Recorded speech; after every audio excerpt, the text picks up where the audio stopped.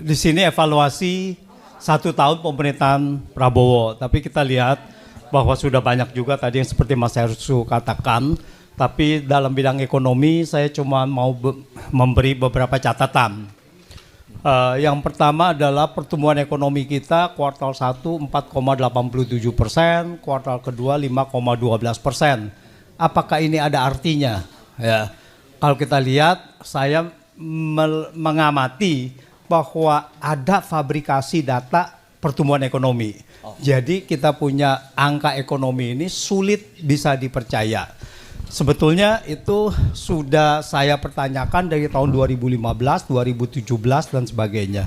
Jadi kalau kita bicara prospek ekonomi dengan pertumbuhan ekonomi persentase itu percuma gitu. Dari itu juga 5% terus dari 2015, tapi kita berasa juga kok kehidupan makin susah gitu. Nah, jadi yang saya ingin menyoroti adalah data-data untuk backup mengenai ekonomi ini. Yang pertama adalah mengenai fiskal. Ini yang paling penting bagi pemerintah. Fiskal itu yaitu APBN.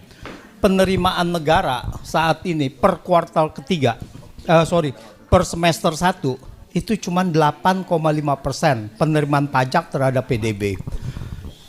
Sedangkan dari penerimaan pajak itu yang sudah drop dari 10%, sudah dari 10% dari tahun 2024 menjadi 8,5%, dan dari situ kita harus bayar bunga 26%. Jadi kita ini sudah masuk dalam krisis fiskal. Saya mengkategorikan sudah masuk ke dalam krisis fiskal. Dan ini sudah terbukti, kalau dulu krisis fiskal bahwa Sri Mulyani itu menaikkan melalui pajak, lalu kemudian mengurangi subsidi dengan menaikkan harga BBM dan sebagainya pada tahun 2022 itu. Sekarang kalau kita lihat, mungkin pemerintahan Prabowo mungkin tidak berani menaikkan pajak, apalagi Purbaya sudah mengatakan kami tidak akan menaikkan pajak. Nah, tapi apa dampaknya? Dampaknya transfer ke daerah dipotong. Ini sudah terjadi, transfer ke daerah drop sekali gitu. Ini menjadi masalah.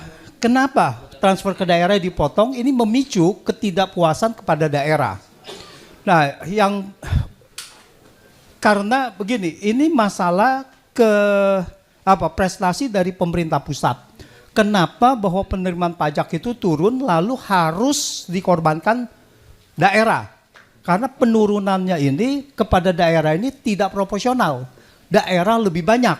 Nah, kalau daerah lebih banyak artinya pusat tidak mau turun penerimaan pajaknya, penerimaannya untuk belanjanya, tetapi daerah. Nah, sudah ada beberapa gubernur menghadap Menteri Keuangan, lalu dibilang ini bagaimana gitu. Nah, ini kalau sampai turun terus, ini akan menjadi konflik, bisa memicu konflik di daerah karena harus menaikkan pajak, dan kita sudah tahu di Pati pada awal itu Februari awal tahun naik PBB ya, memicu. Nah, sekarang apalagi yang mesti dinaikkan? Nah, ini kalau kita berada di krisis fiskal, kita akan terjadi penurunan ekonomi lebih dalam, tetapi karena ada fabrikasi ekonomi, data ekonomi bisa saja dipertahankan menjadi 5%. Fiskal kita sangat sulit dan moneter juga begitu. Nah, kita punya moneter, kurs rupiah sudah mencapai terhadap dolar 16.000, sempat mencapai 16.800 dari kita punya budget 16.000. 16.800 itu pun harus melalui intervensi terus. Nah, bagaimana intervensinya? Intervensinya melalui utang luar negeri. Melalui utang luar negeri. Jadi utang luar negeri ini sudah digunakan untuk intervensi rupiah. Misalnya utang luar negeri ini nggak hanya pemerintah saja. Bank Indonesia sudah jadi mesin utang luar negeri lagi. Bank Indonesia dari utangnya 2,7 miliar dolar, 2,8 miliar dolar pada tahun 2019, sekarang ini sudah mencapai pada akhir 2024 28 miliar US dollar. Bayangkan naiknya hampir 10 kali lipat. Utang luar negeri Bank Indonesia. Untuk apa Bank Indonesia utang dalam dolar? Bank Indonesia tidak berbisnis. Jadi utang ini adalah untuk membela rupiah. Jadi rupiah kita ini sudah sangat tergantung dari intervensi karena kita punya transaksi berjalan dan sebagainya itu defisit. Nah, di tengah kesulitan kita punya fiskal dan kita punya moneter, ini banyak sekali pengeluaran-pengeluaran pemerintah harus ditanggung yang dari 10 tahun terakhir ini yang utangnya sangat besar sekali, ugal-ugalan, salah satunya WUS. Nah, jadi sekarang WUS ini sudah mencuat kepada permukaan, sudah menjadi masalah nasional. Siapa yang mau menanggung, bunganya saja sudah tidak terbayar. Siapa yang mau menanggung ini? Nah, sampai Presiden mengatakan, coba Menteri Keuangan, Menko Perekonomian, dan Danantara, coba tolong cari solusi. Ini belum sampai kita ke cicilan. Jadi ini sudah sangat serius. Nah, khususnya WUS ini, kita tidak boleh menangani ini melalui uang negara. Karena perlu diingat, WUS ini adalah B2B.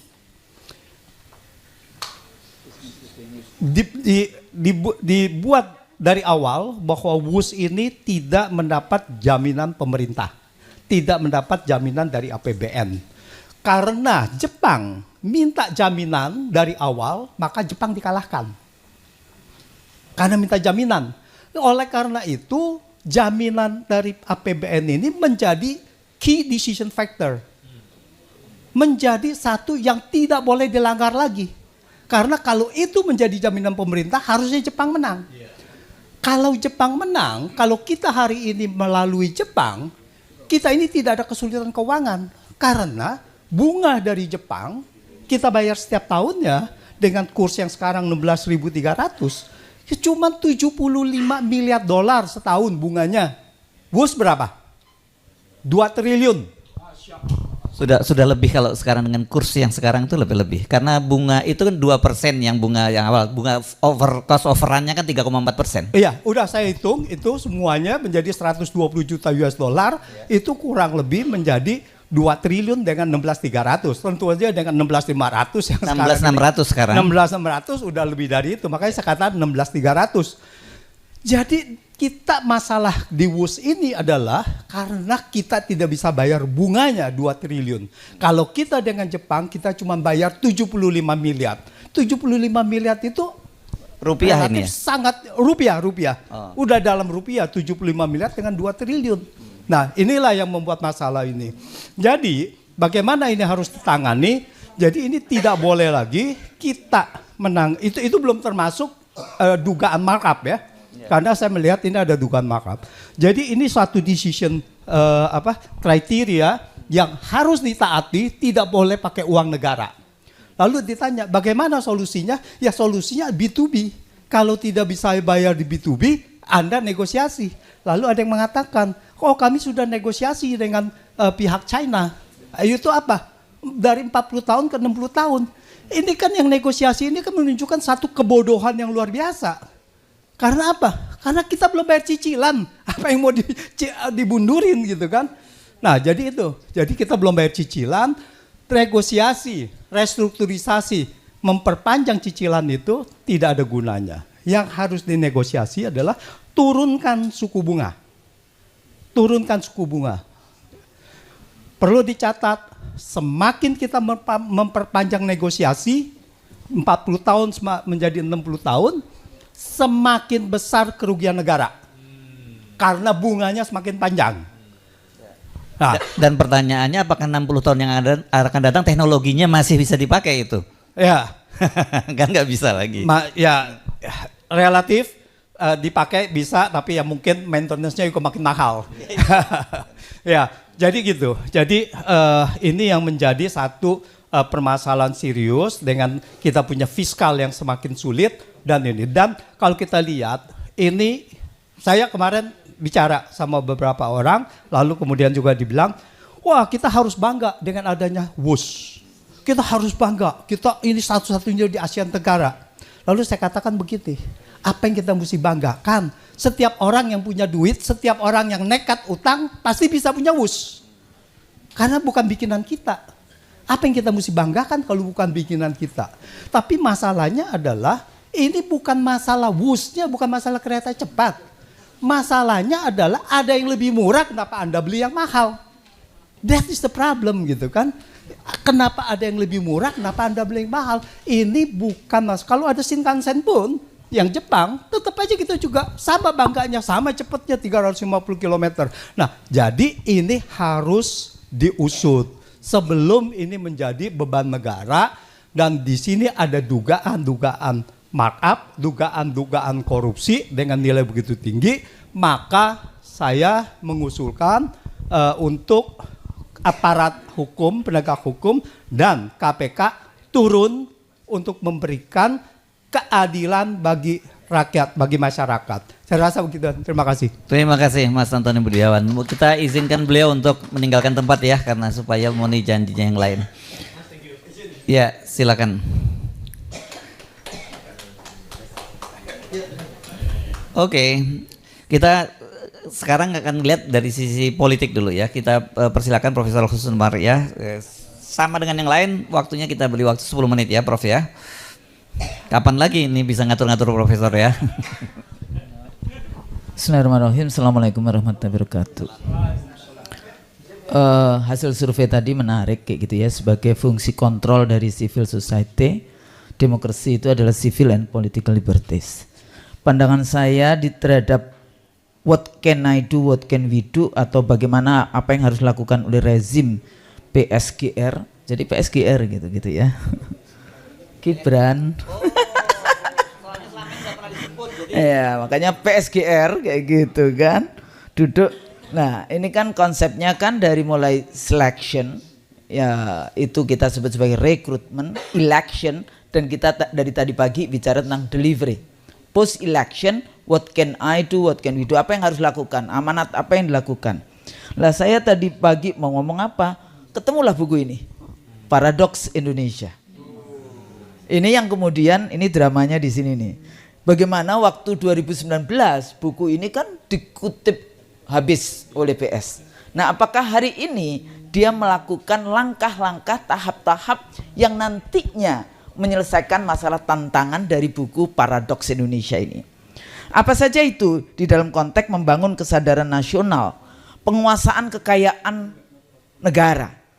Kalau dalam konteks buku ini dulu data yang lama, 49% kekayaan dikuasai oleh 1% penduduk. 72% tanah dikuasai oleh 1% penduduk. Dan yang itu juga. Nah, dari dulu selalu bicara tentang demokrasi dikuasai oleh pemodal. Ya, jadi para bandar, 9 naga, makanya selalu disebut sebagai unholy alliances, persekongkolan jahat di dalam konteks itu antara elit birokrasi dan elit politik dan elit bisnis ekonomi. Pemimpinnya sold out. Nah, sekarang partai politiknya di mana? Sama saja juga di dalam konteks itu. Nah, bagaimana strategi mencegah tragedi itu? Tragedi dicegah, tapi potensi kekayaan kita masih dijajah. Saya baru pulang dari Ternate, melihat bagaimana kenapa itu yang namanya istri calon gubernur bisa menggantikan. Padahal dia pemilik kapal yang meledak itu.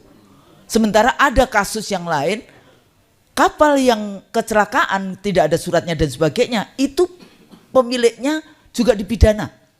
Dan waktu itu kok nggak ada pemikiran pidana, tapi kan dia korban, Bu. Itu kata KPU di sana. Ya, ini jadi bagaimana potensinya? Ternyata ada urusan iup Maluku Utara. Ya, jadi eksploitasi ekstrativisme resources. Tapi lucu di sini ada demokrasi ekonomi yang itu sebetulnya liberal, konstitusi kita, dan demokrasi rakyat. Nah, yang isu kedua highlight, ini bagusnya kan namanya husnul mar'iyah. Jadi harus berhusnudzon, tidak bersuudzon. Dia memang carry over rezim sebelumnya 10 tahun. Apa yang berbeda? Reshaping international community. Ternyata cita-cita Pak Prabowo dulu menjadi presiden tercapai ya. Jadi bisa makan dengan presiden Prancis, dengan presiden yang kayak gitu-gitu. Tapi eksekutif, presiden tuh eksekutif. Mestinya tuh execute. Jadi kalau selalu mengatakan kalau kita bicara tentang oposisi, tentang kita mengkritisi, itu selalu omon. Lah sekarang ini yang disenangi omon. Jadi pidato di sana, pidato di sini, kan lucu ya. Padahal yang harusnya omon itu parlemen. Parle itu to parle, itu to govern. Parle itu ngomong-ngomong. Jadi pemerintahan ngomong-ngomong, itu DPR. DPR-nya nggak ngomong, tapi presidennya ngomong terus, ya gitu. Lah delivery-nya apa? Reshaping posisi Indonesia di international community. Hari ini lumayan. Dulu kan cuma come to invest in my country. Oh my minister, answer your question. Enggak gitu kan, dulu kan gitu. Nah sekarang dia bisa sampai harus bicara. I have to talk to Eric ya. Nah bocor itu. Yang namanya mic-nya dengan Trump ya kayak gitu. Loh kok gimana, masa presiden kita ketemunya dengan anaknya Trump yang pebisnis. Nah ada hal-hal yang seperti itu. Tapi yang paling kelihatan model military maskulin nanti dalam power pidatonya gagah. Presiden kita gagah hari ini ya. Jadi banyak kan sekarang, oh kita bangga punya Presiden Prabowo. 2019 kemana aja mak, kayak gitu kan bu, kayak gitu. Nah tapi salah satu kritik saya terhadap pidatonya Presiden di UN General Assembly ya, dipuja-puji memang. Tapi setelah mendengarkan pidato Presiden Kolombia terasa kurang.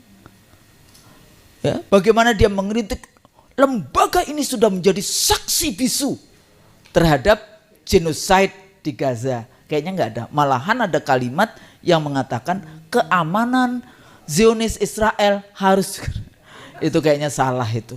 Nggak perlu. Wong perampok kok, keamanan perampok harus dilindungi, kan nggak bisa kayak gitu ya. Nah di situ. Tapi sebetulnya bukan itu. Ini kalau saya pidato dari Raja Jordan itu mengatakan terima kasih kepada rakyat Jordan yang selama ini sudah bekerja luar biasa membantu rakyat Palestina dan Gaza. Presiden kita kenapa nggak bicara? Emang rumah sakit di Gaza rumah sakitnya pemerintah? Emang selama ini yang selalu cinta kepada Palestina, Gaza, mestinya kan terima kasih kepada rakyat Indonesia yang selama ini ya sudah sejak tahun 48 kalau kita bicara Nakba kayak gitu ya. Itu selalu kenapa? Karena dulu ulama Palestina itu membantu ngasih duit kepada kemerdekaan untuk kemerdekaan Indonesia. Mestinya ada terima kasih kepada rakyat Indonesia. Itu kadang-kadang lupa. Ya di bagiannya itu. Jadi eksplisit ke sana. Nah, ketiga, program populis luar biasa. Ya, MBG. Perlu dilanjutkan enggak? Koperasi Merah Putih. Nah, food estate, energy estate. Tapi persoalannya lack konsep. Jadi kalau kita bicara tentang strateginya itu seperti apa? Bahkan menurut saya menjadi anti intelektual di dalam konteks bagaimana strategi MBG. Sepertinya kita kok gagap. Sehingga kalau ditanya, oh iya kan cuma 1.000 yang sakit, 1.000 yang kena keracunan. Gak peduli. Karena kesalahan konsep. Artinya apa? Program-program populis itu cara pandangnya sebatas proyek. Siapa mendapatkan apa? Karena kayak gitulah politisi itu senang banget mengutip teorinya Laswell, who get what, when and how. Siapa mendapatkan apa dan bagaimana, berapa dan bagaimana. Tapi masih tetap ada land grabbing, sea grabbing, semuanya masih di dalam proses itu. Padahal kalau kita bicara tentang civil and political, nanti di demokrasinya civil and political liberties masih menyisakan beberapa anak muda kita masih hilang hari ini. Muhammadiyah sedang mengurus, membantu mencari karena ada yang 1 bulan masih hilang dan sebagainya. Nanti nama-namanya bisa, saya pikir itu sudah menjadi rahasia umum. Tapi posisinya di LHKP Pak Busro itu sedang bekerja untuk itu. Terakhir, yang saya lihat dari semua analisis dari PSGR ini, itu gender blind. Gender blind itu nggak bicara tentang perempuannya, karena yang bicara lanang kabeh. Jadi isu stunting, KDRT, violence against women, anak-anak SMP minta dikawinkan karena penggunaan internet, kematian ibu melahirkan, kematian anak melahirkan, ya. Dan terutama kalau kita bicara tentang internet crime untuk anak-anak. Di Australia itu yang namanya sosial media sampai umur 16 tahun dilarang menggunakan sosial media. Sudah ada undang-undangnya sekarang di sana. Australia. Ya, penggunaan. Dan sekarang internet crime ini bagi anak-anak ini luar biasa di dalam konteks itu. Larinya ke pinjol, judol, pornografi. Nah itu. Yang satu lagi, sejauh mana penyelesaian masalah penyintas. Focal point Menteri Pemberdayaan Perempuan itu tidak punya power, tidak punya budget. Ini persoalan. Walaupun ada menteri, ada wakil menteri. Wakil menterinya kan istrinya Ahok. Ya, dalam konteks itu. Nggak tahu kapan dia bicara perempuan, tapi ya sudahlah. Pokoknya di Indonesia itu kalau Anda berjuang untuk bangsa negara nggak akan diangkat. Tapi kalau berjuang untuk partai itu menang, lah baru kemudian ada posisi-posisi. Nah, jadi persoalan dengan itu paralegal ya, yang khusus bicara tentang gender. Ini kurang gitu ya di dalam konteks itu kalau kita bahas tentang bagaimana tentang paralegal pendampingan korban, pemulihan, rehabilitasi dan pemberdayaan sosial dan ekonomi perempuan gitu ya, terutama korban kekerasan seksual, KDRT dan seterusnya. Nah ini sepertinya agak hilang di dalam percaturan yang semuanya hingar-bingar yang lain. Ya masih 1 tahun tidak apa-apa, tapi ingat kembali bahwa ini perjuangan kita-kita, separuh dari bangsa ini adalah perempuan. Ekonomi perempuan, saya dulu pernah jadi ketua safety net project perempuan di awal reformasi zamannya Gus Dur. Seperti itu saja 80% itu proposalnya laki-laki. Perempuan yang nggak ada cara pandang yang seperti inilah. Ini jadi menjadi sangat penting ya. Apakah kemudian bagaimana ini sebetulnya gender mainstreaming yang dibangun karena ada undang-undangnya ke gender mainstreaming. Tapi beberapa waktu lalu saya ke daerah-daerah juga nggak jalan. Jadi so what? Arah regulasi yang saya lihat masih kalau tadi international diplomasi menurut saya masih di dalam kerangka legitimasi ideologi kapitalisme. Di dalam kerangka mendapatkan legitimasi dari liberalisme di dalam konteks itu. Sehingga kalau kita stand up sendiri dengan Pancasila kita di mana posisinya ya, baik itu dari poros Jakarta Beijing maupun poros Jakarta Washington. Demokrasi emang elitis. Mau pakai Schumpeter maupun yang lain. Jadi mengharapkan people sovereignty agaknya jauh karena demokrasi itu adalah sebetulnya wajah politik dari liberalisme tadi. Sejauh mana mereka tidak memenangkan kepentingan rakyat, bahkan kriminalisasi aktivis itu yang seringkali juga pakai statement dibiayai asing. Negara aja dibiayain asing, kan utang-utang asing ini dari negara biayain asing. Apa kayak gitu ya? Apalagi NGOs. Makanya sejak saya di KPU dulu, kita bicara dengan Komisi 2. Tolong kasih dana LSM, NGOs. Kenapa? Supaya mereka tidak menjadi double agent. Kalau dibayar oleh USAID, sekarang udah nggak ada USAID, OSAID, Uni Eropa dan sebagainya. Nah, satu lagi yang kelihatan, reinventing kelembagaan. Penting nggak sih? Kabinetnya gemuk. Ini nanti yang tentara bicara batalion teritorial pembangunan, satgas-satgas, koperasi merah putih. Ini sebetulnya reinventing atau untuk apa? Jangan hanya untuk kemudian melaksanakan cara pandang seperti proyek. Dulu beberapa undang-undang layak anak untuk kabupaten itu, salah satu mereka yang bikin juga kayak gitu, bikin organisasi baru. Saya bilang ngapain? Manfaatkan dulu lagi Dharma Wanita PKK. Sudah ada kok. Kalau bicara tentang layak anak, tentu saja ibu-ibu yang berperan. Nah yang seperti itu. Tapi ini kan banyak, oh kita bikin satgas ini, batalion ini, batalion itu. Lah menurut saya itu nggak penting. Manfaatkan first track dari lembaga. Terakhir jadi hentikan program populis yang tidak ada akademik ininya. Akademik maksudnya naskah-naskah akademik yang ini. MBG, food estate, energy estate.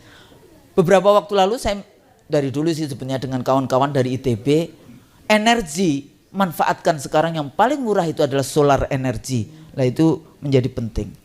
Urusan korupsi dan sebagainya nanti mungkin kawan-kawan lain akan bicara. Lindungi civil and political liberties, kebebasan sipil dan politik. Kalau tadi ya di dalam buku ini disebutkan demokrasi di dalam konteks itu. Kompetisi tanpa kekerasan, partisipasi penuh, dan civil and political liberties. Saya pikir itu. Assalamualaikum warahmatullahi wabarakatuh. 10 menit. Waalaikumsalam. Terima kasih Bu Husnul Maria, lewat 3 menit nggak apa-apa. Ya. Sekarang kita ke mana dulu? Ke hukum dulu ya. Baru kita lihat nanti, terus kemudian ada dari militer, terus ada prospek. Saya kalau manusia merdeka saya hidup, saya bingung mendefinisikannya sekarang. Semua diurusin soalnya sama.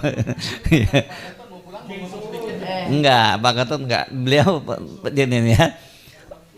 Oh, enggak politik, ini dari politik ke politik, jangan nanti dulu ya. Sekarang dari hukum. Silakan Bung Refli. Tes, keren cadas. Assalamualaikum warahmatullahi wabarakatuh. Waalaikumsalam warahmatullahi wabarakatuh. Jadi kalau soal hukum ini ada 2 hal ya, two side in one coin, law enforcement sama prevention. Tentu saya akan bicara law enforcement. Yang kedua, apa yang harus diperbaiki? Substansi, institusi, atau aktornya, atau budaya hukumnya, legal culture-nya. Jadi kalau kita lihat misalnya dari sisi penegakan hukum, percaya nggak kita bahwa pemerintahan Prabowo ini memang fully ingin melakukan law enforcement terhadap apapun, terutama hal-hal yang sifatnya memang perlu ditegakkan seperti pemberantasan korupsi. Nah itu kan harus ada ukurannya. Karena untuk menegakkan hukum yang benar, maka tidak ada cara lain, kita harus memperbaiki institusinya, kita harus memperbaiki orangnya, substansinya bila perlu, dan lain sebagainya. Nah kalau dari sisi substansi misalnya undang-undang perampasan aset, itu sampai sekarang kan maju mundur. Padahal kalau misalnya Prabowo punya political will, ya sudah dia perpukan saja, selesai. Kan kadang-kadang harus perlu dorongan seperti itu. Kalau dia misalnya merasa bahwa institusi kan ada isu begini, kepolisian masih dipegang oleh geng Solo ya kan, kemudian KPK masih dipegang oleh geng Solo, yang bisa dikuasai adalah Kejaksaan Agung dan BIN. Kenapa kemudian tidak dilakukan langkah-langkah yang keras untuk mengganti sosok-sosok di situ? Nah saya pura-pura tidak tahu interrelasi politiknya Bu Husnul ya, tapi saya bicara tentang hukumnya saja. Nah karena itu menurut saya itu yang harus kita lihat ya. Tetapi jangan lupa perbaikan institusi yang sudah di depan mata yang kemudian sepertinya akan melemah, yaitu reformasi kepolisian. Saya heran sampai sekarang kemudian itu tidak muncul yang namanya tim reformasi kepolisian. Malah yang muncul adalah di dalam kepolisian sendiri. Nggak mungkin kan jeruk makan jeruk. Sehingga saya khawatir ya bahwa Prabowo tidak cukup energi lagi, tidak cukup kuat lagi untuk mendorong reformasi kepolisian. Termasuk di ring-ring 2-nya, di ring-ring 3-nya. Jadi perintah Prabowo-nya nggak kuat, lalu ring 1, ring 2, dan ring 3-nya tidak mau melaksanakan. Karena reformasi kepolisian itu artinya sangat mengurangi kenikmatan institusi polisi yang sudah sangat powerful di dalam era reformasi ini. Saya menganggap bahwa berapa kali saya katakan kan Prabowo muncul dari sebuah sistem pemilu yang korup, comberan. Tapi saya berharap dia jadi unenlightened leader, menjadi pemimpin yang tercerahkan. Tapi faktanya adalah 1 tahun ini saya belum melihat bahwa Prabowo adalah pemimpin yang tercerahkan, enlightened leader. Kita masuk ke dalam kasus konkret misalnya, kasus Kang Rizal, ijazah palsu. Itu kan sudah sampai pada pintu gerbang yang kejelasan sebenarnya. Dengan dikeluarkannya salinan ijazah KPU Solo, KPU DKI, dan KPU Pusat, itu sudah mengkonfirmasi bahwa apa yang dilakukan RRT, Roy Rismond dan Dr. Tifa, itu benar bahwa ijazah itu palsu. Kan dengan berbagai metode, dengan pangkalan datanya adalah foto Jokowi yang ada kumisnya, ada kacamata dan lain sebagainya, Roy Suryo dan teman-teman berkesimpulan 99,99% itu palsu. Nah sekarang ada bukti baru bahwa itulah yang memang yang didaftarkan ke KPU Solo, ke KPU DKI, dan ke KPU Nasional. Jadi tidak ada tidak ada keraguan lagi. Saya sedang mendorong Forum Purnawiran TNI untuk melaporkan ini kepada Bareskrim bahwa ada bukti-bukti baru, ada fakta-fakta baru.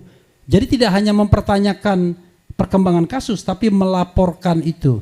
Konon katanya sudah bersedia, cuman saya harus lihat lagi mereka mau mempertanyakan atau melaporkan. Beda.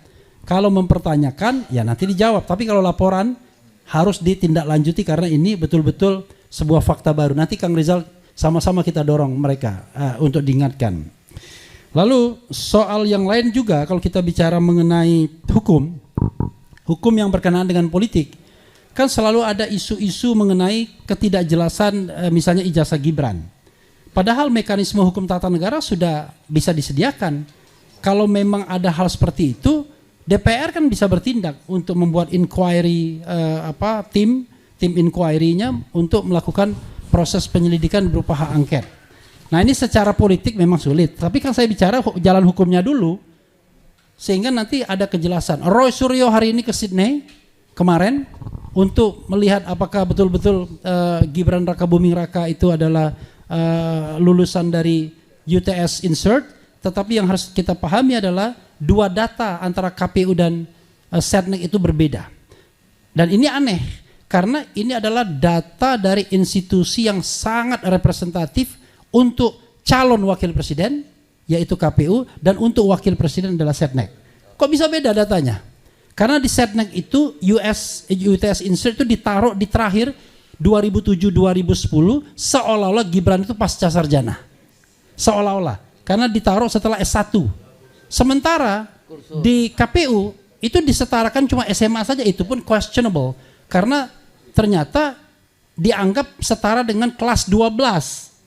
Kalau kelas 12 kan bukan SMA namanya. Nah itu yang harus kita lihat ya. Karena itu menurut saya hal yang konkret yang tetap harus kita dorong itu AMGJ AJMG atau MGAJ. Apa itu? Makzulkan Gibran, adili Jokowi. Wassalamualaikum warahmatullahi wabarakatuh. Oke. Sekarang kita ke Pak dulu ya, Pak Farul Razi dulu ya. Silakan Pak Farul Razi langsung. Kurang 10 menitnya, kurang 10 menit. Oh, ya. Ya. Assalamualaikum warahmatullahi wabarakatuh. Terima kasih. Saya mulai saja dari tagline. Dibayangi rezim Jokowi, raport Prabowo merah. Saya ilustrasikan begini. Ada sebuah film menceritakan tentang pengamanan objek vital. Ini betul-betul diamankan dengan baik, dibangun titik-titik kuat atau gate gitu. Tiba-tiba suatu waktu pimpinan gate 1 melapor. Lapor dengan suara agak gemetar begitu ya. Gate 1 aman, selesai gitu. Setelah siaga melaporkan, oke laporan diterima, selesai. Begitu selesai ditutup, semua berteriak. Sedang dikooptasi atau diambil alih. Iya. Disandera, dia sedang disandera. Segera ambil langkah-langkah mengamankannya gitu. Kalau orang yang nggak tahu pasti berpikir, loh kenapa kok tahu disandera? Dia nggak bilang dia disandera kok.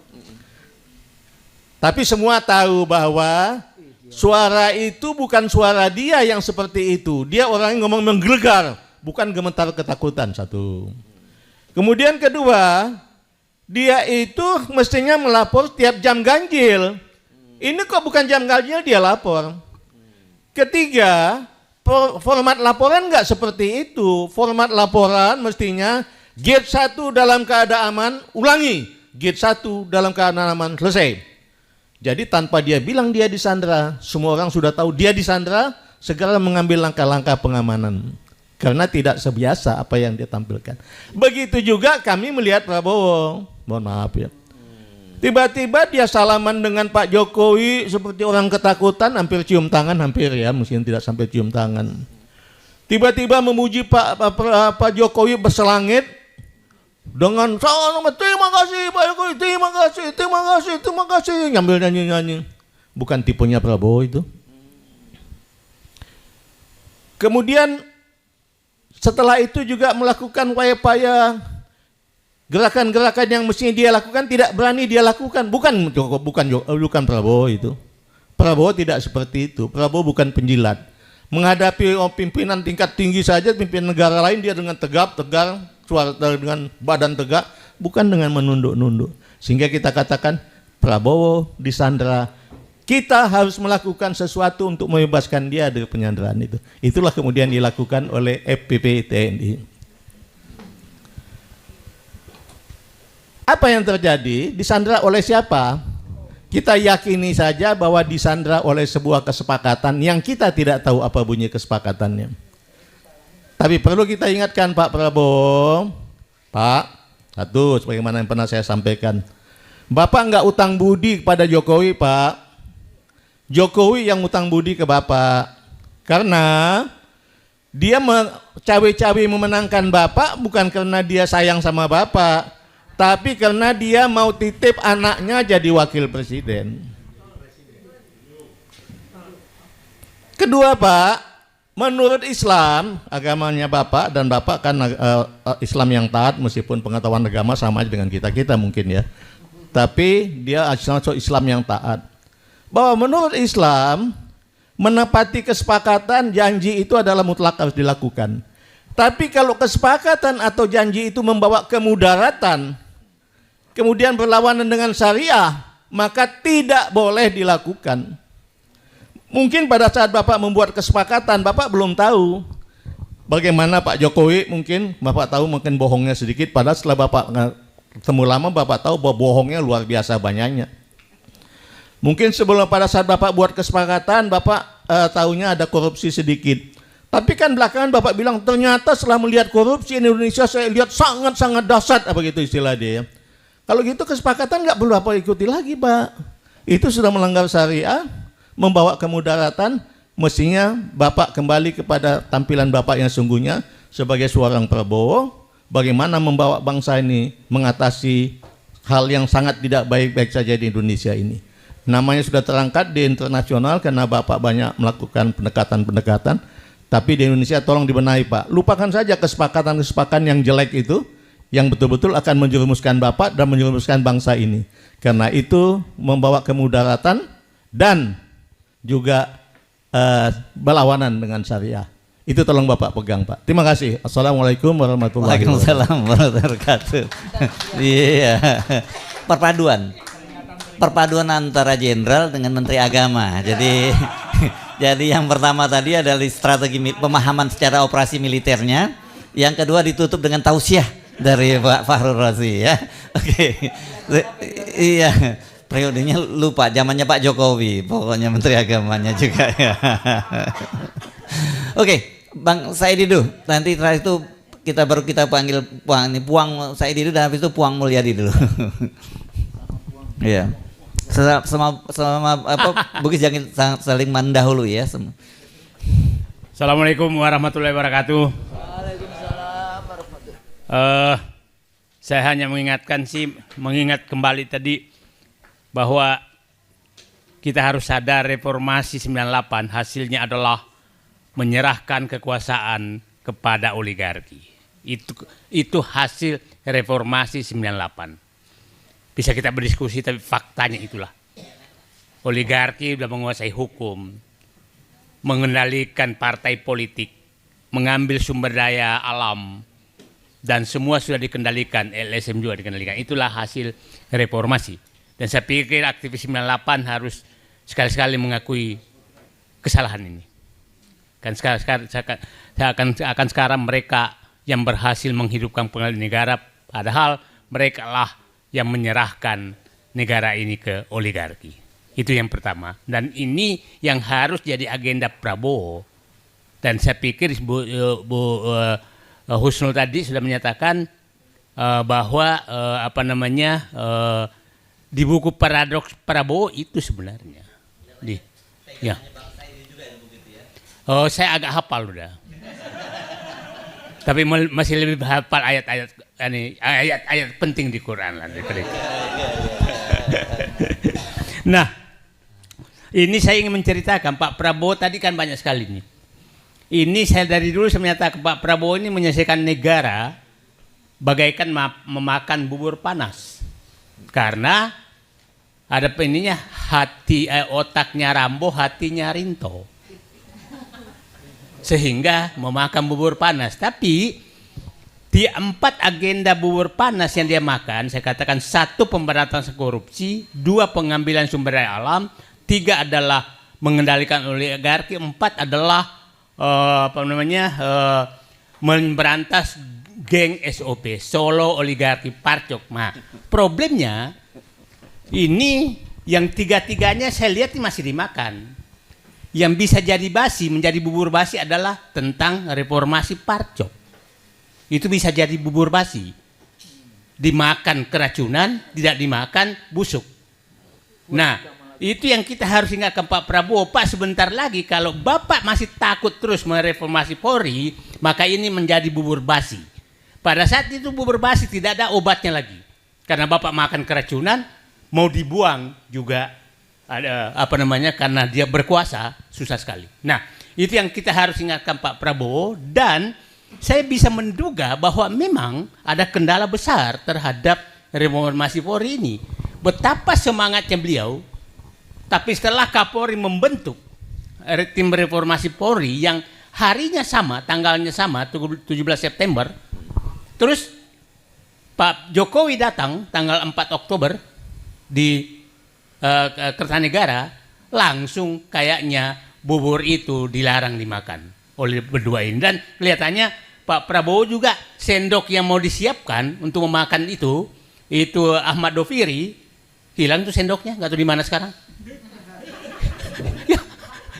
Nah, ya, jadi bubur panas ini bisa basi nih. Nah, itu yang kita harus ingatkan Pak Prabowo. Kalau ini basi, maka kepercayaan semua tadi itu harapan. Tadi kan hanya 52% yang menganggap bahwa masih ada harapan. Itu langsung bisa anjlok. Bisa anjlok jauh sekali. Nah, kemudian jadi tentang bubur panas, bubur basi ini, saya bilang reformasi Polri ini bubur basi. Kita mau bisa jadi bubur basi. Ya, saya terinspirasi ceritanya Bung Edi Mulyadi. Jadi ada 4 parcok yang ngobrol di restoran. Parcok pertama menyatakan, jangan sampailah kita direformasi dibawa kementerian atau lembaga. Itu yang paling ditakutkan. Parcok kedua ngomong, udahlah, nggak usah takut. Kita kan memenangkan Prabowo. Nggak mungkin lah Pak Prabowo melakukan menyingkirkan kita. Itu parcok kedua.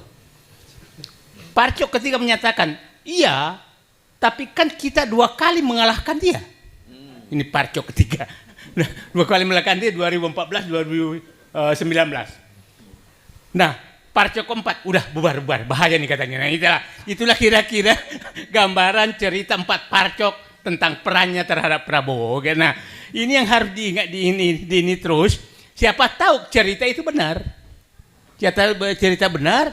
Jadi Pak Prabowo kalau mendengarkan 4 parcok ini, harusnya Pak Prabowo mendengarkan parcok ketiga.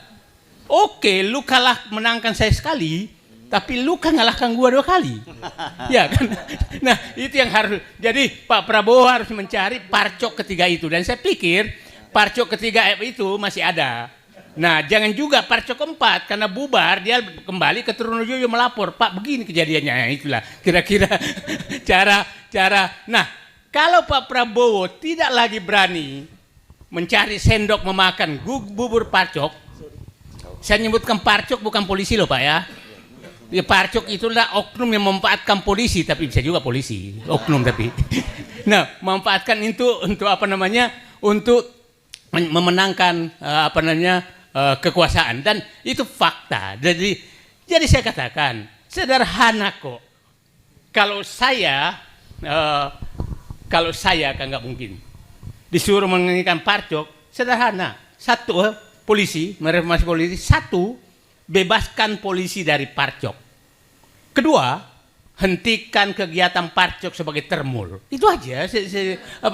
Sederhana ini, jangan terlalu berpikir idealis. Ya, itu saja yang. Nah, posisi perannya aja itu, hentikan polisi dari, bersihkan polisi dari parcok. Ya kalau Kapolrinya juga memang parcok, ya apa boleh buat gitu kan? Ya, nah itu kira-kira di sana. Terakhir saya menyatakan, sepertinya kalau Pak Prabowo masih melakukan 3 agenda utama dan tadi jangan membuang sendok untuk memakan oligarki dan karena begini, pemberantasan korupsi itu pasti akan menyinggung Solo, jadi akan mati sendiri, nggak usah disinggung. Kemudian pengambilan sumber daya alam itu juga akan mengurangi kekuatan karena oligarki ada di situ. Oligarki apalagi. Nah, terakhir saya cerita bagaimana sebenarnya sumber daya alam itu betul-betul dihabisi. Saya mau cerita tentang timah. Timah itu kita jaya zaman Belanda, jaya sekali. Kemudian diambil alih Orde Lama, Orde Baru, itu muncul penyelundupan yang besar. 45 sampai 77. Tahun 77 Pak Harto menugaskan Sudomo sebagai Pangkop Kaptip untuk melakukan operasi militer di sekitar Bangka. Bangka saat itu tambang masih di darat. Dan itu berhasil. Itu 90-an, itu timah neracanya hampir sama dengan Pertamina. Kekuatan keuangannya timah karena menutupi pertambangan. Apa namanya? Tidak ada ilegal. 98 bubar semua. Maka masuklah mafia yang dikendalikan oleh Bintang dan mantan Bintang. Oke? Nah, Pak Prabowo menemukan bahwa 2024 menemukan bahwa 80% timah itu sudah ilegal. Nah, itulah muncul bahwa ekspor timah terbesar adalah Singapura dan Malaysia. Padahal dia nggak punya tambang timah. Nah, yang ngirim ke sana ya Bintang mantan Bintang. Oke? Nah, itulah dia lakukan operasi militer sekarang. Para militer jangan heran, itu puluhan ribu tentara disuruh menjaga laut dan mencari semua. Nah, saya berharap langkah ini dilakukan Prabowo di Sulawesi, di Maluku, di Kalimantan, itu harus dilakukan. Udahlah, kalau tentara nggak ada perang, udahlah perang lawan penyelundup aja lah dulu. Ya kan Pak Barus ya? Ya. Karena yang tadi karena parcok belum bisa bersih ya jangan dulu suruh dia gitu sebelum dibersihkan. Nah, itu kira-kira saya berharap Pak Prabowo teruskan makan bubur panas di korupsi, pemberantasan korupsi dan kemudian pengembangan sumber daya alam dan mengini oligarki. Kalau oligarki saya paham betul sedang beliau laksanakan, tapi jangan lupa jangan sampai bubur basi parcok itu Bapak biarkan karena itu menjadi buah si malakama. Terima kasih. Assalamualaikum warahmatullahi wabarakatuh. Waalaikumsalam warahmatullahi wabarakatuh. Nah, sekarang mulai Bapak Kudet Tengah. Saya ada pertanyaannya.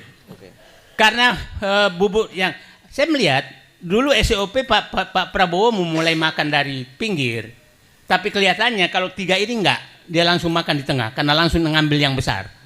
Mengambil yang besar karena sudah punya sendok.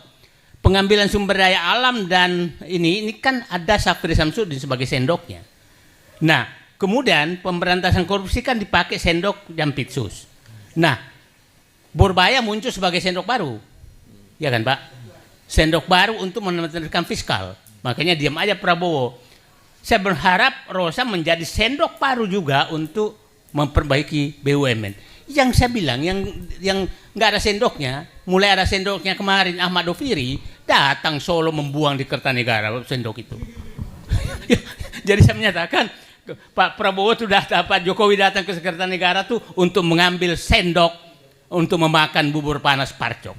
Terima kasih. Assalamualaikum warahmatullahi wabarakatuh. Jadi kesimpulannya Bang Said itu sama dengan kesimpulannya Forum Tanah Air ya, karena masih dibayangi rezim Jokowi. Dan kemudian kalau tidak bisa melakukan reformasi terhadap Polri ya sebenarnya tidak bisa melakukan apa-apa. Oke. Sekarang kebetulan aja kali. Oh, kebetulan. Saya curiga.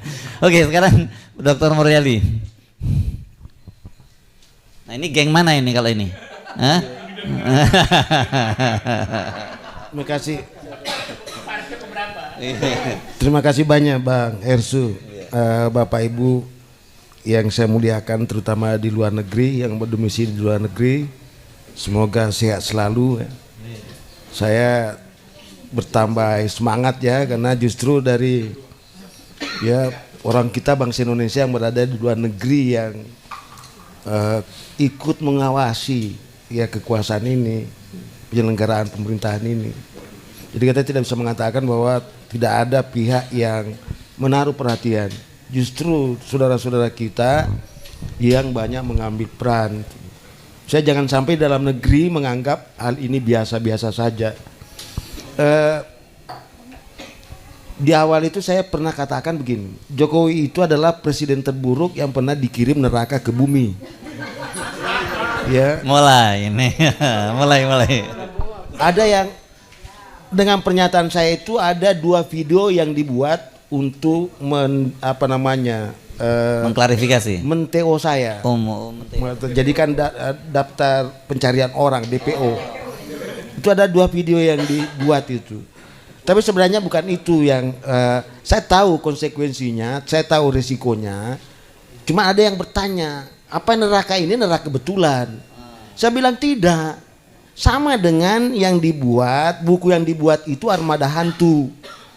Itu bukan armada hantu.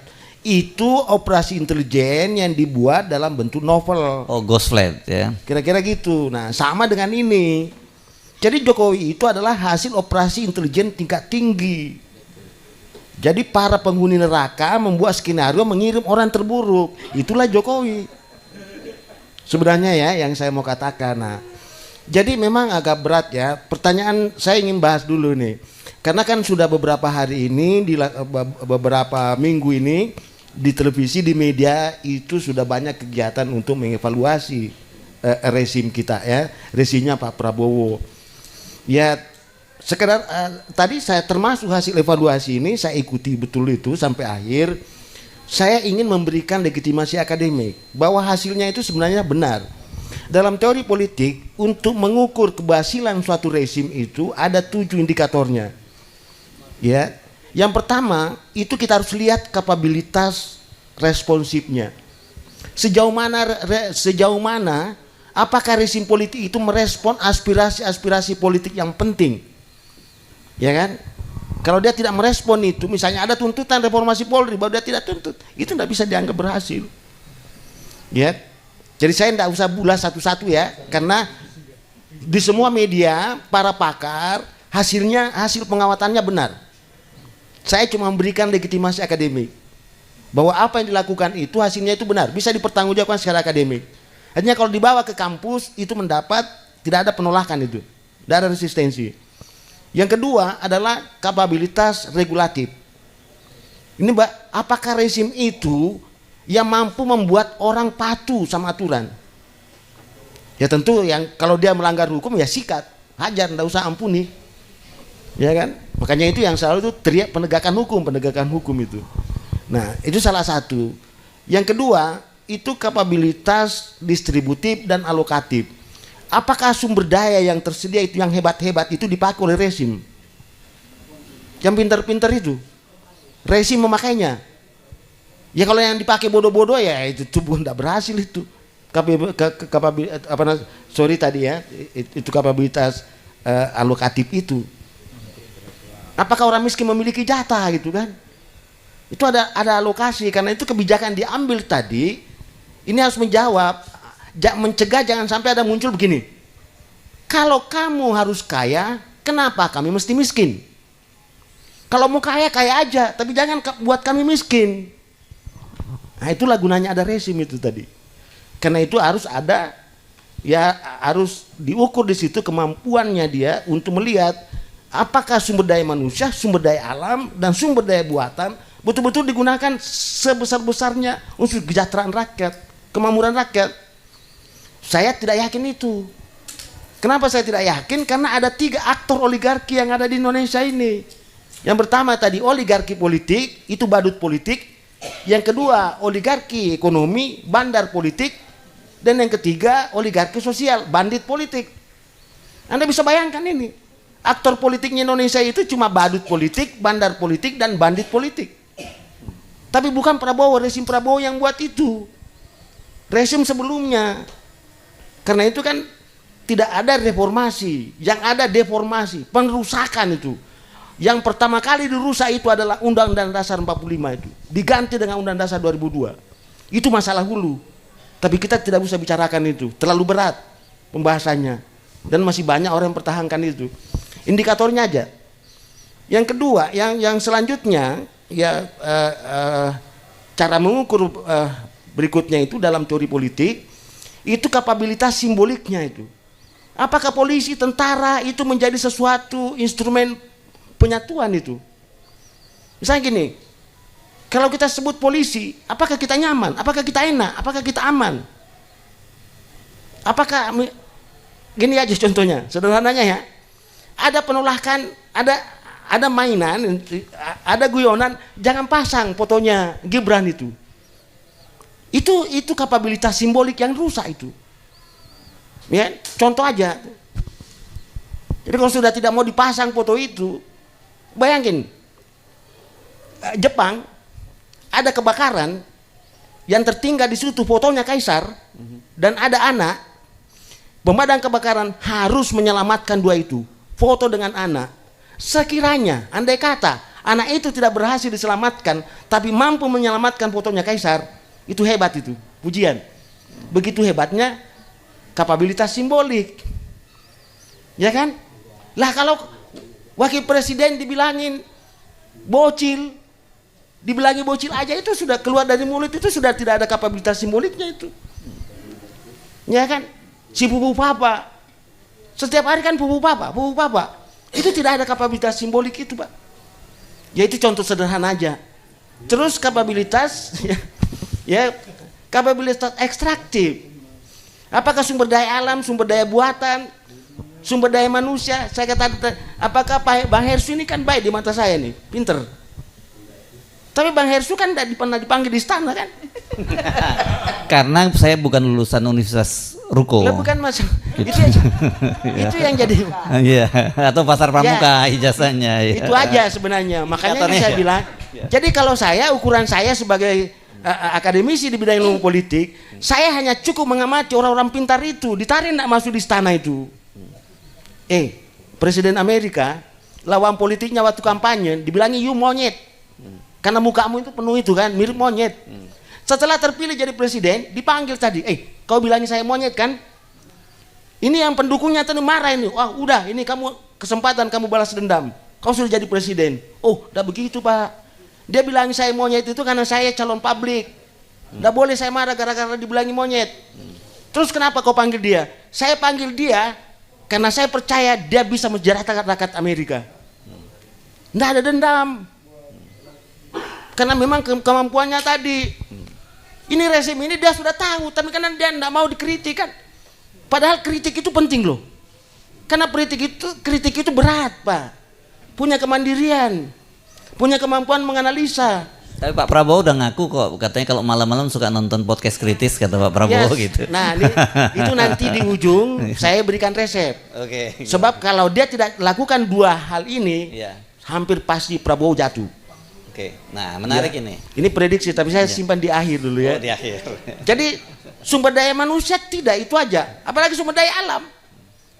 Tambang di mana? Ya hilirisasi. Artinya apa? Penderitaannya ada di hilir. Untungnya ada di mana? Untungnya ada di negara lain. Apakah itu program hilirisasi itu? Tidak ada, tambang itu mensengsarakan rakyat itu. Nanti selesai itu bencana yang muncul itu. Jadi kalau kita bicara itu itu bicara kapabilitas ekstraktif itu. Kemudian kapabilitas domestik. Ada tidak jaminan kestabilan? Hampir semua kekuatan politik saling berlawanan sekarang. Ya percaya, coba lihat saya P3 itu sudah jadi rebutan. P3 itu diadu-adu, tidak tahu partai mana lagi itu perebutan. Karena baru tahun pertama sudah dipikir 2009 Pak. Padahal koalisi itu adalah kejahatan politik loh. Makanya saya bilang tadi di Indonesia tidak ada koalisi itu, yang ada persekongkolan jahat, yang ada permufakatan jahat. Teori politiknya tidak begitu koalisi Pak. Masa ada koalisi dilakukan sebelum pemilu? Itu bagi-bagi kekuasaan namanya itu. Itu kejahatan itu, Pak. Kalau Anda belajar ilmu politik kepada saya ya. Tapi kan Anda tidak mau belajar ilmu politik kepada saya. Itu masalah besarnya itu kan. Jadi iya masalah dia bukan masalahku. Kalau nanti jadi masalah kalau dia mau belajar sama saya tidak mau ajari dia. Itu kan itu. Jadi kapabilitas domestik, kapabilitas internasional. Oke, selama ini kita jatuh. Pertanyaannya, apakah Prabowo ke luar negeri itu? Saya juga bangga, terus terang.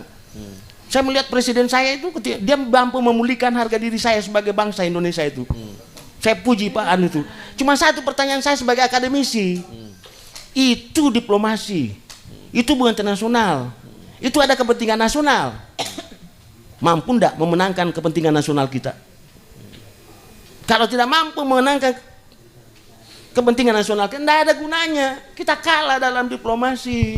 Meskipun kita berpelukan jabat tangan itu apa. Jangan-jangan kita cuma diberikan karpet untuk disuap, dirayu dan sebagainya. Jangan-jangan. Tapi kalau kepentingan nasional ada di situ, nah saya yakin. Tapi saya untuk rezim Prabowo saya belum melihat itu. Nah 7 itu ya. 7 itu sudah. Terus bagaimana Prabowo? Rezim Prabowo sekarang dia di dalam krisis legitimasi. Betul itu. Dia di krisis legitimasi. Dia memulai kekuasaannya dengan hasil pemilu yang bermasalah. Bukan KPU yang tetapkan. Tapi Wali Songo.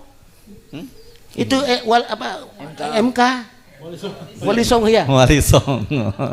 Wali Songo itu kan yang tentukan itu, bukan KPU itu. Itu dalam ilmu politik itu jatuh itu legitimasi itu. Yang kedua, ya, membikin kabinet ada rezim lama. Karena itu saya bilang ada atau banyak? Ya saya jumlah itu kuantitatif. Ketika saya mengatakan ada itu kualitatif. Okay. Bisa saja satu saya sebutkan, tapi itu sangat berbahaya kan. Nah karena itu saya bilang dia ada rezim lama. Karena itu saya persingkat, ya saya persingkat, nanti saya ditegur Bang Hersu. Ini masalah waktu. Ya, rezim Prabowo hanya ada 2 caranya untuk selamat.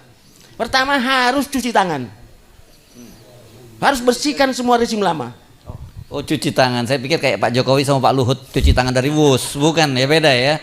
Sebenarnya itu bahasa saya. Pertama dulu di awal waktu Pak Prabowo naik itu saya membuat di WA Group, saya bilang ada 2 resep, hanya ada 2 cara Pak Prabowo bisa selamat. Yang pertama dia harus cuci mulut. Dia harus katakan kepada orang bahwa saya bukan rezim kelanjutan daripada rezim lama. Karena itu saya tidak boleh memikul beban. Ngapain saya jadi pembebas dosa atau apa namanya? Dosa warisan. Iya, dosa mengampuni kau yang berbuat dosa baru saya yang tebus gitu, menebus. Enak aja itu kan. Pokoknya tanggulangi dosamu itu kan. Seharusnya begitu itu kan. Jadi Prabowo harus cuci mulut. Saya katakan tadi cuci tangan. Sampaikan kepada orang, umumkan kepada seluruh negeri ini bahwa kami bukan rezim lama. Kami bukan bagian daripada kelanjutan rezimnya Jokowi. Kalau tidak, Anda tidak bisa itu. Terlalu berat. Kejahatan dilakukan oleh Jokowi itu sangat berat. Semakin dibuka, semakin terbuka, semakin Anda tidak mau mengakui itu. Tidak mau. Pasti terjadi itu. Karena itu saya minta lakukan cuci mulut. Yang kedua, ini di WA Group ya. Kalau sekarang saya ganti cuci kaki. Tapi dulu saya bilang cuci darah. Apa itu cuci darah? Jangan sampai terkesan bahwa Prabowo itu anti demokrasi. Karena itu salah satu kehebatannya Prabowo kemarin, dia tidak menetapkan darurat militer, darurat sipil. Seandainya darurat sipil saja hancur dia. Kenapa? Karena gerakan pro demokrasi dan yang lain-lain mengincar itu. Ingin buktikan bahwa Prabowo itu anti demokrasi. Dia pro kekerasan. Dia melibatkan kekerasan koersi dalam menangani aspirasi itu. Itu yang mau dipancing ke arah sana. Dan alhamdulillah saya melihat Prabowo ini bersyukur saya lihat karena dia mampu mencegah itu. Karena menurut informasi di rezimnya sendiri ada yang mengusulkan itu. Saya bilang di luar, jangan, itu usulan gila itu. Kecuali kalau mau gali kuburnya sendiri silakan. Itu keberhasilannya untuk Pak Prabowo itu. Dia tidak, dan dia menyampaikan kepada publik, silakan sampaikan aspirasinya itu kan. Itu luar biasa itu. Nah, disinilah posisinya kesulitannya Pak Prabowo karena dia harus cuci mulut dan cuci darah. Iya kan? Iya kan? Nah, sementara di dalam tubuh resimnya tadi itu ada oposisi. Yaitu tadi bagian daripada resimnya Jokowi yang selalu dituntut, bersihkan itu. Nah, karena itu Bang Hersu, saya mau tutup gini. Ini prediksi saya ya. Tahun pertama itu masa pemakmuman. Kita maklum. Sudah lewat nih ya. Ya, 1 tahun. Satu, masa kedua, kalau Prabowo tidak berhasil melakukan 2 tadi yang saya resepkan, sudah muncul kemarahan. Dan ingat, yang marah itu adalah termasuk pendukungnya. Karena pendukungnya inilah yang sebenarnya yang marah terhadap yang kotor-kotor tadi itu, beban itu, seperti Bang Said Didu. 24 karat. 24 karat. Pendukung 24 karat. Sebagai besar di sini. Dia bukan penjilat. 2014 2019 ya. Nah, yang saya mau bilang gini. Ini kan salah satu penyakitnya ini, rezim itu kalau berkuasa, temannya yang loyal tidak dipanggil, Pak. Penjilat dan panggil. Iya. Akibatnya dia tidak bisa jamin dia kekuasaannya. Itu bahayanya itu. Padahal ada dalil yang kuat. Ketika orang-orang baik berkumpul, maka orang-orang buruk bepergian. Jadi ketika orang-orang buruk berkumpul, maka orang-orang baik bepergian. Tinggal memilih itu tadi. Nah, kan penilaian saya ini kan manusia merdeka ini orang baik. Kenapa tidak dipanggil bersihkan itu? Kalau saya pemimpin resim, saya panggil, Bang Said Didu, ngapain kau ngomong di luar? Ya kan? Bantu saya di sini, sikat habis itu. Gitu, Pak. Selesai itu. Kujadikan postur. Jadi maksudnya gini, itu Rousseau mengatakan begini, saya menulis risalah ini karena saya bukan pejabat. Kalau saya pejabat, hanya ada 2 yang saya lakukan. Saya sikat habis itu, saya melakukan itu, atau saya diam. Nah, ini sekarang terlalu banyak omong-omong, Pak. Habis banyak ngomong-ngomong, menulis lagi. Ada menteri menulis di Kompas, Pak. Saya tidak bisa bayangkan itu. Apa waktunya itu? Ngapain kamu menulis di Kompas? Udah banyak orang pinter itu kan. Iya kan? Lakukan saja apa yang kau lakukan itu. Kira-kira gitu ya. Karena itu tahun kedua itu sudah mulai. Artinya 2026. 27 itu kesempatan terakhir dikasih Prabowo. 28 tidak ada lagi kesempatan. Karena tahun 2028 itu masa di mana tidak ada lagi loyalitas kekuasaan. Mereka akan mencari perahu, tempat di mana mereka untuk menjamin kelangsungan berikutnya itu. Saya pastikan itu. Dan kalau Pak Prabowo tidak bisa memenangkan 2026, 27, 28 simpati, hampir pasti kalau dia masuk 2029 dia kalah telak. Catat aja omongan saya ini. Yes, oke, kita catat hari ini ya. Ya, kira-kira gitu ya. Kalau dia mau masuk itu kalah telak itu. Tapi kalau dia mampu menginvestasikan di sini tahun 2026, 27, 2 tahun itu saja, tambah lagi 28, udah selesai. Syaratnya cuci mulut, cuci tangan, cuci kaki. Ya, cuci darah.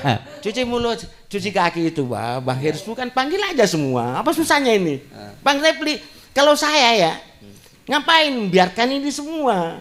Saya panggil tadi, kan contoh Presiden Amerika kan, dibilangi monyet. Justru dia jadi perhatian. Oh, itu yang bilangnya saya monyet.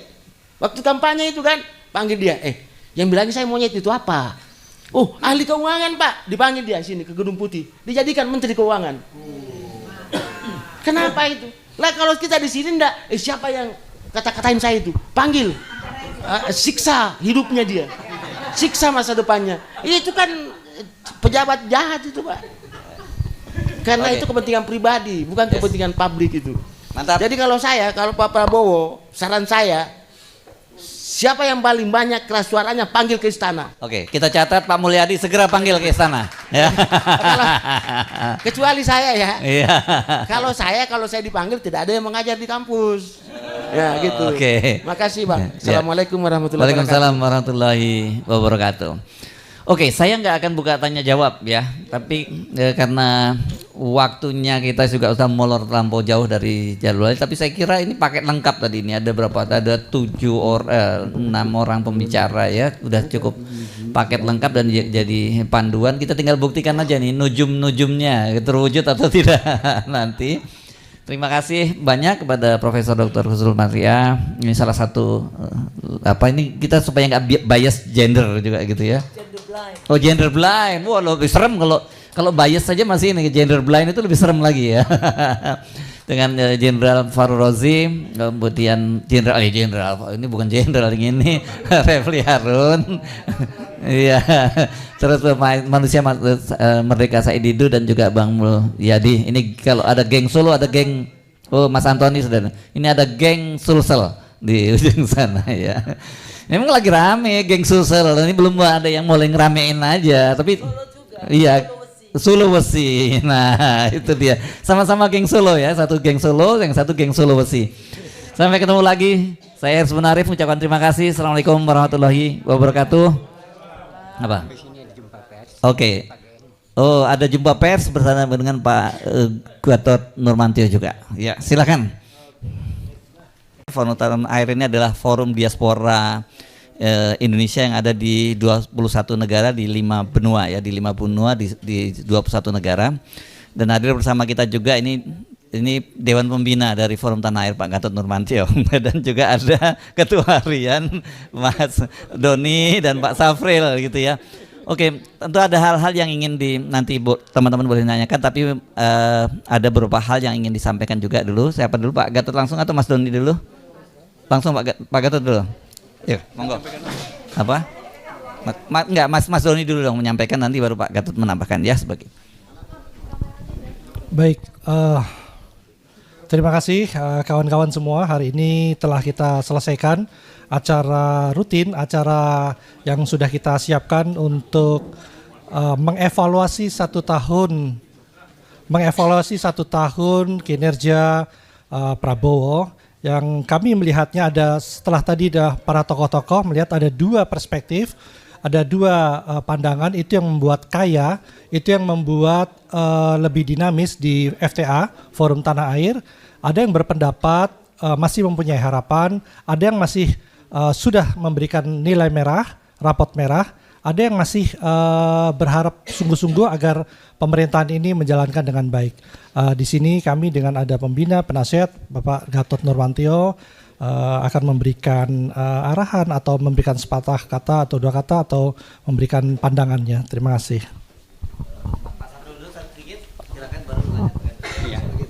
Baik, terima kasih kehadiran Pak Gatot. Ya, dalam acara tadi kita sudah ada diskusi dengan para pakar dan para ahli gitu.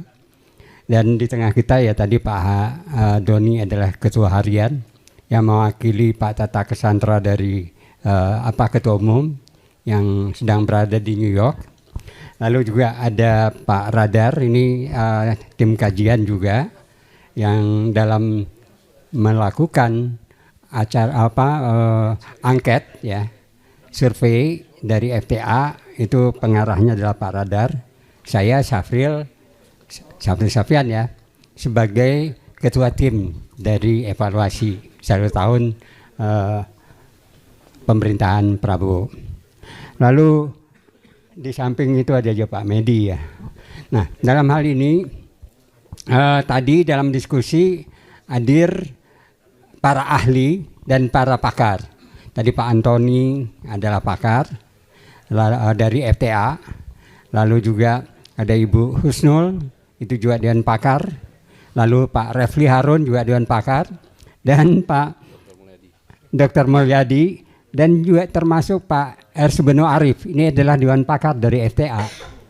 Lalu para ahlinya ada Pak Rizal Fadilah ini yang juga hadir, dan juga para ahli tadi yang hadir lagi tadi Pak, saya lupa Ibu Nur Hayati, ya Bu Nur Hayati, Profesor Nur Hayati, ya itu kita laksanakan dari pagi sampai dengan siang ini, dan dari penjelasan dan diskusi atau pendalaman itu ada kesesuaian dengan hasil angket yang dilakukan oleh tim evaluasi. Saya sebagai koordinator berterima kasih sekali, dan tentunya seperti yang ada di layar, dibayangi rejim Jokowi, rapor Prabowo masih merah. Tadi data-data kita sudah uraikan bagaimana gandolan daripada Jokowi dan anaknya Gibran yang kebetulan menjadi wakil presiden. Ini menjadi gandolan yang mengikat kakinya Prabowo. Tentu kalau untuk lepas landas supaya Prabowo punya sayapnya lengkap gitu, sayap yang sebelah ini harus dia buang, ya, supaya ya harapan kita pada tahun kedua ini ada kenaikan rapor. Karena rapor yang sekarang ini cuma 5,5, naik 0,5 dari rapor waktu FTA melakukan angket pada satu semester. Sekarang menjadi 5,5 pada 1 tahun ini. Dan kajian-kajian kita tadi persis, barangkali kalau dilihat tadi banyak sekali hambatan-hambatan yang menggandoli Prabowo sebagai presiden. Saya kira itu tambahannya Pak Ersu. Langsung Pak Prabowo atau Pak Radar? Langsung Pak Jaka. Silakan Pak. Assalamualaikum warahmatullahi wabarakatuh. Terima kasih. Mohon maaf saya tadi tidak ngikut dari pertama karena saya di Bandung ada acara pernikahan putra-putrinya teman saya sehingga terlambat. Tapi saya menyimak semuanya, bahwa saya hanya menyampaikan saja bahwa apa yang dilakukan oleh Forum Tanah Air ini adalah suatu hal yang positif. Mengapa positif? Karena Forum Tanah Air ada forum diaspora, yaitu warga negara Republik Indonesia yang tinggal di luar negeri, berkarya di luar negeri. Sehingga evaluasi tadi yang disimpulkan tadi merupakan pengkayaan, karena mereka melihat kinerja pemerintahan yang dipimpin oleh Pak Prabowo ini dari kacamata persepsi mereka dibandingkan dengan negara yang mereka berdomisili. Jadi pengkayaan ini yang, jadi ini semuanya disampaikan karena kecintaan mereka terhadap negara Kesatuan Republik Indonesia ini, dan tentu karena punya harapan bahwa negara ini semakin hari semakin maju. Adapun yang menilai merah, yang menilai baik, itu adalah variabel, ya, variabel yang tentunya ini ibaratnya kita memberikan cermin yang nyata kepada pemerintah, dalam hal ini Presiden, untuk bisa mengevaluasi dan memperkaya apa yang dilakukan. Banyak yang sudah dilakukan, tetapi memang negara ini kan multi kompleks ya, multi kompleks, sehingga kalau satu yang diutamakan tentu mengorbankan yang lainnya ada lagi. Itu suatu hal yang biasa, makanya pandangan-pandangan inilah yang memperkaya. Tapi saya menaruh hormat dan bangga, walaupun diaspora ini tinggal di luar negeri, berkarya di sana, tetapi kecintaan terhadap negara ini sangat luar biasa dengan bentuknya forum ini, tentunya menggunakan perwakilan-perwakilan mereka yang ada di Indonesia, seperti Pak Doni, Pak Safir, Pak Radar, Bang Hesu dan sebagainya. Dan kita juga sudah menyimak dari pakar-pakar, mulai dari Profesor Refli Harun, Profesor Nur Hayati, Profesor Kusdul, ada Pak Fahru Roji, bahkan Pak Said Didu. Itu reformasi Polri seperti makan bubur basi. Sebenarnya kalau melihat memang dia setuju nggak direformasi, iya kan? Karena kalau direformasi berarti makan bubur basi dong gitu kan. Nah ini perlu diperjelas lagi tuh Pak Musad itu. Gitu. Nah, ini hanya sekedar jok-jok saja. Jadi pengkayaan ini saya pikir suatu hal yang positif, sehingga masyarakat bisa mengetahui semuanya bahwa mereka juga punya saudara-saudara kita yang di luar negeri sangat mencintai negara ini dengan sungguh-sungguh dan mau meluangkan waktu dan pikiran untuk mereka masih menghasilkan yang terbaik. Saya pikir saya tidak punya kapasitas lagi untuk menjelaskan lagi karena sudah sangat lengkap sekali dengan pakar-pakar yang ada. Saya pikir itu aja, Pak Gersu. Terima kasih. Ada pertanyaan untuk Bang Gatot? Oke, kalau nggak ada pertanyaan, cukup. Terima kasih teman-teman. Assalamualaikum warahmatullahi wabarakatuh.